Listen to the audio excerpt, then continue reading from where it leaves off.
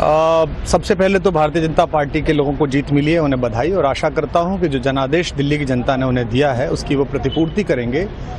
और वे सब आम आदमी पार्टी के लाखों करोड़ों कार्यकर्ता जो अन्ना आंदोलन से आए, जिनके बहुत ही निश्चल, निष्पाप और बड़े भारत की राजनीति को बदलने के सपने की हत्या एक निर्लज्ज, नीच, मित्रहंता, आत्ममुग्ध और चरित्रहीन व्यक्ति ने की, उसके प्रति तो क्या संवेदना, दिल्ली को उससे मुक्ति milli.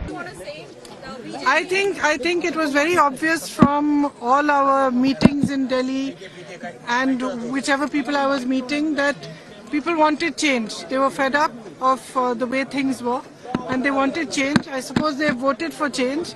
My congratulations to all those who have won.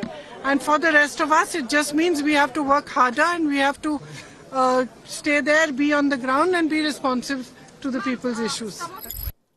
तर प्रियंका गांधी यांची प्रतिक्रिया जी आहे ती आपण या ठिकाणी पाहत होता। दिल्लीमध्ये रात्री भाजपचं मोदींच्या उपस्थितीमध्ये जंगी सेलिब्रेशन होणार आहे। रात्री 7:45 वाजता मोदी दिल्ली भाजप मुख्यालयात येणार असल्याची माहिती कळते।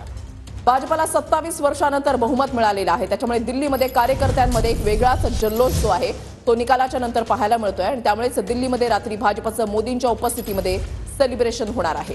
रात्री 7:45 वाजता दिल्ली विधानसभा निकालानंतर आता मोदी हे मुख्यालयात येणार आहेत भाजपच्या आणि त्या ठिकाणी हा जल्लोष केला जाईल सगळ्या कार्यकर्त्यांसोबत।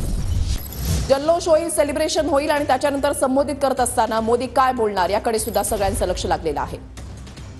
10 साल से साथ नहीं मिल पा रहा था, दिल्ली में कोई काम नहीं हो पा रहा था, मगर ये जो सरकार बन रही है दिल्ली में, ये प्रधानमंत्री जी के विजन को दिल्ली में लेके आएगी।